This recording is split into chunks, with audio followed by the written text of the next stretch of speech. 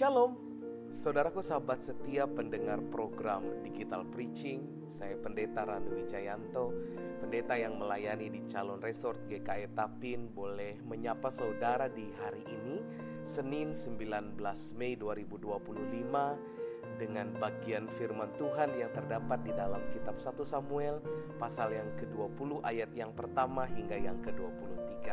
Saya tidak akan membaca secara menyeluruh bagian firman Tuhan ini. Saya hanya akan membaca ayat yang ke-12 hingga yang ke-16 dan ayat yang ke-23.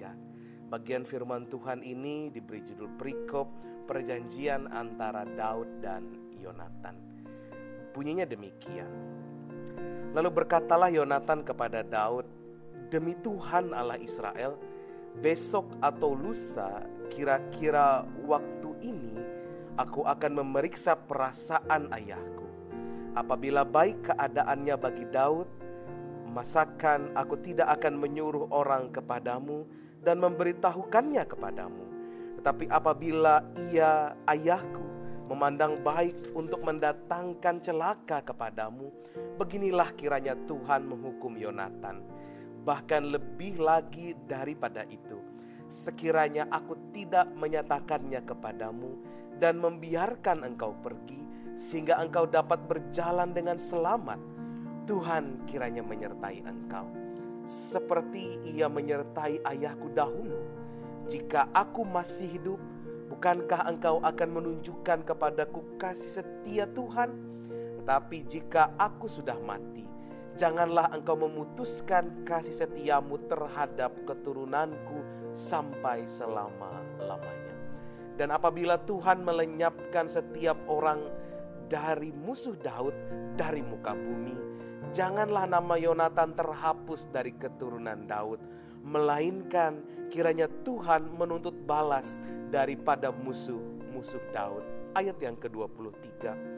Tentang hal yang kita janjikan itu, antara aku dan engkau, sesungguhnya Tuhan ada di antara aku dan engkau sampai selama-lamanya. Saudara-saudara yang terkasih di dalam Tuhan, berbicara tentang sahabat tentu bukanlah hal asing yang sering kali kita dengar oleh telinga. Banyak arti serta banyak pendapat tentang bagaimana sikap, perbuatan, dan perilaku seorang sahabat. Saya mengutip sebuah perkataan demikian. Persahabatan itu adalah persaudaraan tanpa pertalian hubungan sedarah. Dan persahabatan lebih dekat dari sebuah persaudaraan. Jadi apa makna dari perkataan di atas merupakan gambaran bahwa persahabatan mampu melebihi ikatan persaudaraan sedarah. Sebuah posisi yang dialami oleh Daud dan juga Yonatan, di mana ikatan persahabatan yang mereka miliki melebihi ikatan seorang saudara-saudara. Daud yang pada saat itu mengalami situasi yang tidak mudah, di mana Saul, ayah dari Yonatan, berniat untuk membunuh Daud karena merasa posisinya sebagai seorang raja sedang terancam. Hal berbeda dirasakan oleh Yonatan. Sebagai seorang sahabat dan anak dari Raja Israel, ia tidak pernah merasa posisinya akan terancam oleh Daud. Tapi justru sebagai seorang sahabat dalam situasi yang sulit, Yonatan berusaha melindungi Daud dari rencana jahat ayahnya sendiri. Saudaraku yang terkasih, dari hal ini kita dapat melihat dan belajar tentang beberapa hal antara persahabatan Daud dan juga Yonatan. Pertama, Daud dan Yonatan melandasi persahabatan mereka dengan kasih dan kesetiaan, di mana Yonatan berjanji kepada Daud untuk berusaha meluputkan rencana jahat Saul yang berusaha membunuh Daud. Serta Yonatan sendiri berharap Daud tidak melupakan perjanjian di antara mereka berdua. Apabila kelak Daud selamat, jangan kiranya Daud memutuskan kasih setianya kepada keturunan Yonatan. Yang kedua, persahabatan Daud dan Yonatan merupakan ikatan yang muncul atas dasar keyakinan dan kebenaran, di di mana Yonatan sendiri yakin bahwa Daud tidak memiliki kesalahan terhadap Saul, ayahnya. Keyakinan inilah yang dimiliki dalam hati seorang sahabat untuk menjadi dasar membela sesuatu yang benar. Yang ketiga, Daud dan Yonatan merupakan contoh persahabatan yang tidak mengenal pamrih atau perhitungan dalam segala sesuatu. Hal ini ditunjukkan dari seorang Yonatan yang berani mempertaruhkan hidupnya untuk melindungi sahabatnya. Saudaraku yang terkasih, dari kisah antara Daud dan Yonatan ingin memberi cerminan terhadap diri kita. Bagaimana hubungan kita dan sahabat-sahabat kita, hubungan kita dengan saudara-saudara kita, hubungan kita dengan Tuhan. Sudahkah kita melandasi persahabatan dengan kasih setia, melandasi dengan dasar keyakinan dan kebenaran, serta mampu mengungkapkan wujud persahabatan yang tidak hitung-hitungan? Daud dan Yonatan memberi contoh baik bagi kita untuk mampu bersikap benar sebagai seorang sahabat. Sahabat yang setia terhadap janji-janjinya. Sahabat yang mampu membuktikan kesetiaan di tengah ancaman. Serta sahabat yang selalu ada dalam berbagai situasi dan keadaan.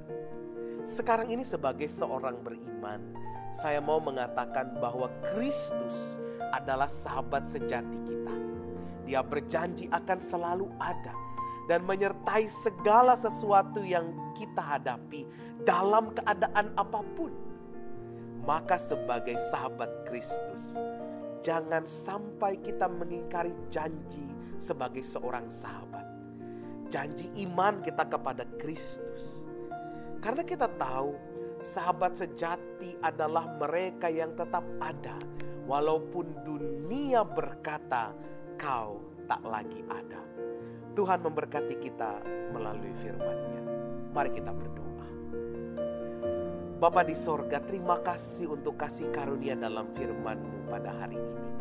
Apa yang kami dengar saat ini, biarlah Tuhan bekerja melalui Roh-Mu dan mengajar kami untuk tetap setia, agar kami mampu membuktikan apa yang kami pikirkan dan perkatakan dalam wujud nyata bagi dunia dan bagi iman kami sebagai anak-anak. Berkatilah kami semua pada hari ini, dalam segala aktivitas dan pekerjaan, pendidikan dan rutinitas kami. Tolonglah dan sembuhkanlah kami yang sakit pada hari ini. Karena kami percaya oleh kuasa Kristus, kami yang sakit Engkau sembuhkan. Mampukan kami pada saat ini yang sedang bergumul dalam berbagai hal. Karena iman dan percaya kami percaya Kristus menjadi sahabat sejati yang senantiasa ada di dalam hati dan tindakan kami. Buatlah kami semakin setia untuk selalu mendengarkan firman-Mu, baik melalui program digital preaching maupun juga melalui program BSJD yang Tuhan boleh karyakan dan Engkau pakai sebagai alat pewarta firman-Mu di tengah kemajuan dunia digital ini.